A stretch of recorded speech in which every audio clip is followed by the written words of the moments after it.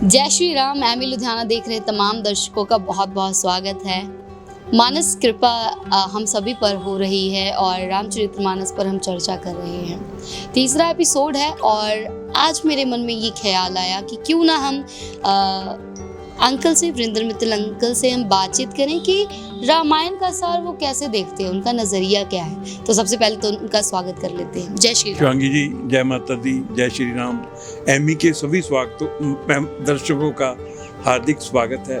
सबको प्यार भरी राम राम राम। बेटे, आपने जो प्रश्न पूछा, रामायण क्यों है, यहाँ राम कथा क्यों है।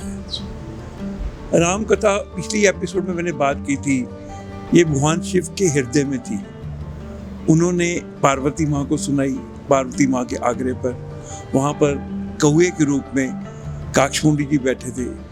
फिर उन्होंने कथा सुनाई जिसमें कि गरुड़ जी और पक्षी और संत जनों ने सुनी। इसी तरह ऋषि सुनाते रहे। फिर तो गोस्वामी तुलसीदास जी ने कथा सुनाई।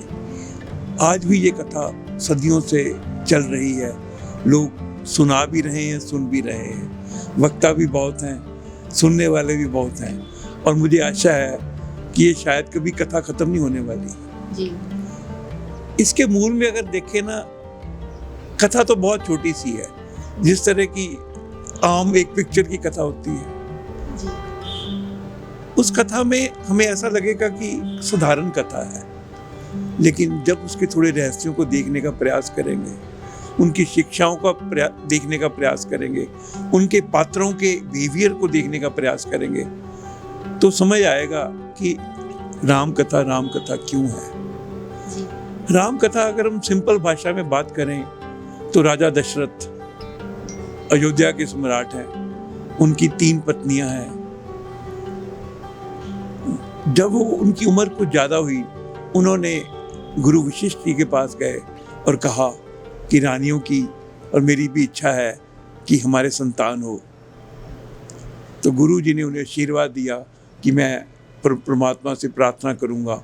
उन्होंने रिंगी ऋषि से प्रार्थना की और एक पुत्रेष्टि यज्ञ करवाया गया। यज्ञ के प्रसाद रूप में जो प्रसाद मिला ना, वो गुरु वशिष्ठ ने तीनों रानियों को बांट दिया। समय अनुसार तीनों के गर्भ हुए। 4 बालकों ने अयोध्या में जन्म लिया। राम कौशल्या के घर आए, लक्ष्मण सुमित्रा माँ के घर आए, और भरत और शत्रुघ्न माँ कैकेयी के घर हुए। सारा अयोध्या ऐसे लगा जैसे स्वर्ग ही बन गया है। उस दिन सभी देवी देवता, सभी लोग वहाँ आए, सभी ने उत्सव मनाए।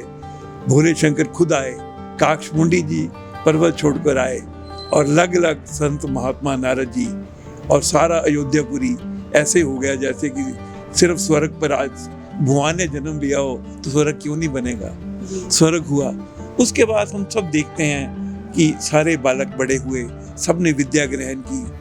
अब बालक बड़े हो गए, सब अयोध्यावासी बहुत प्रसन्न है, सबसे प्यार है, रानियां खुश है, महाराज खुश है, उनके मित्र खुश है।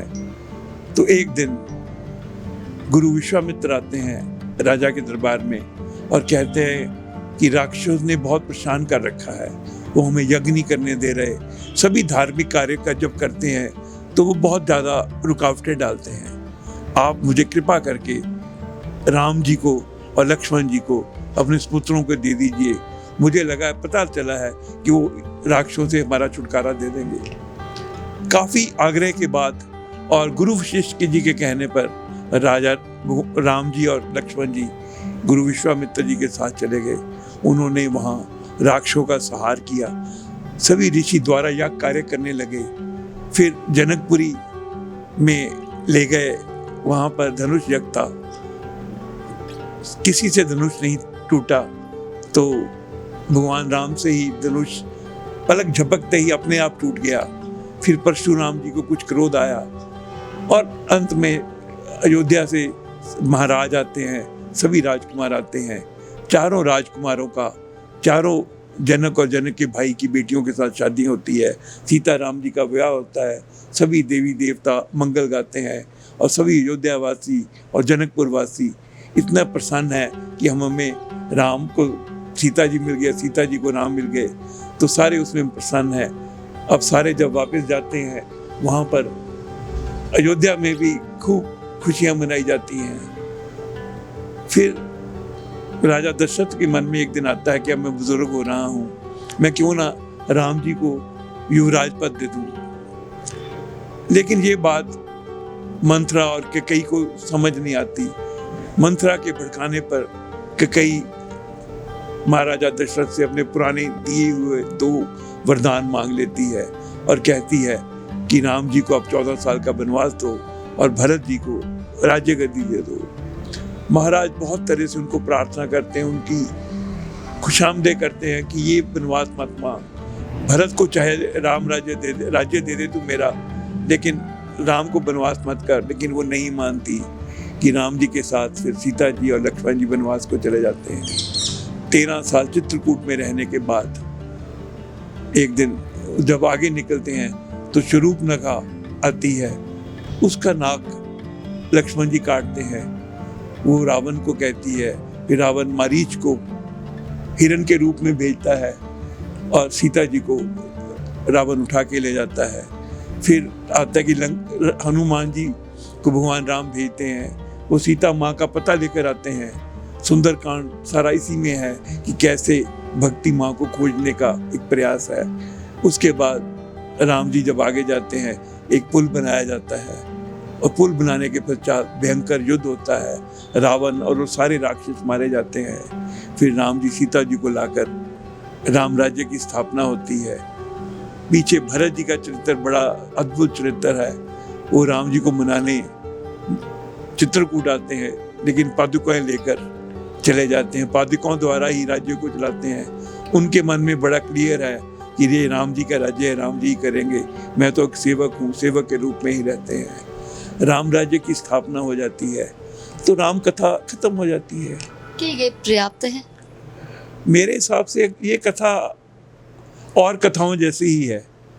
अब इसमें क्या क्या ऐसा है जिससे कि रामायण सदियों से चली आ रही है और चलती रहेगी। लाखों लोग इसे सुनाकर अपनी जीवन जी रहे हैं और करोड़ों लोग सुनकर सही मार्ग पर चलने का प्रयास करते हैं, उनको आनंद दे रही है। इसमें बहुत ही गूढ़ बातें हैं। कथा तो हो गई, कथा के बाद क्या है, कुछ शब्दों की चिंतन करेंगे हम लोग, कुछ छुपाइयों का चिंतन करेंगे और कुछ चरित्रों के बारे में भी आने वाले दिनों में चर्चा करेंगे। फिर इस एक महत्व और बहुत बड़ा है कि राम नाम की महानता इसमें बहुत कही गई है जी।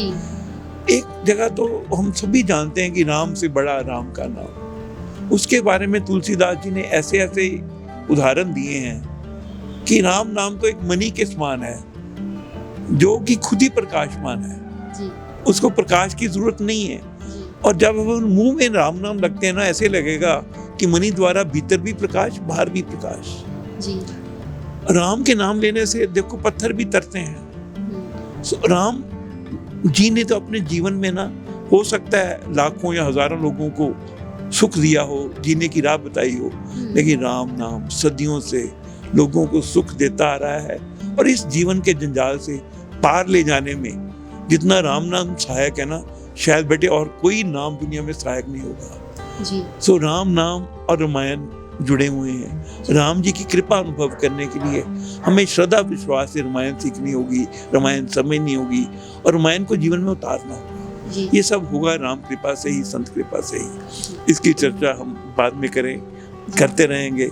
आपने मुझे बहुत सुंदर अवसर दिया है, आपका भी बहुत बहुत शुक्रिया। ये अवसर श्री राम जी ने दिया है और माता की कृपा। बिल्कुल ठीक है बेटे, मैं तो अपने आप को बहुत सौभाग्यशाली मानता हूँ। कभी मैंने जीवन में सोचा नहीं था कि मैं भी राम जी के बारे में कुछ कहूँगा, सोचूंगा। रामायण पढ़ता तो था लेकिन कुछ बोलने का अलग ही बात है। मैं रात को उठा, क्या कहूँ क्या ना कहूँ, फिर मैं सोचता हूँ मुझे क्या, जो कहलाना है राम जी कहलवा लेंगे और वही ऐसी चर्चा करवा रहे हैं जी। बहुत बहुत शुक्रिया। थैंक यू बेटे, जय माता दी। इसलिए कहा गया है जो राम नाम जपे सो उतरे पार। और राम नाम जपने के लिए, रामचरितमानस के कई चरित्रों को जानने के लिए और चौपाइयों के बारे में जानने के लिए, रामचरितमानस की महिमा को जानने के लिए आप बने रहें एमी लुधियाना के साथ। जय श्री राम।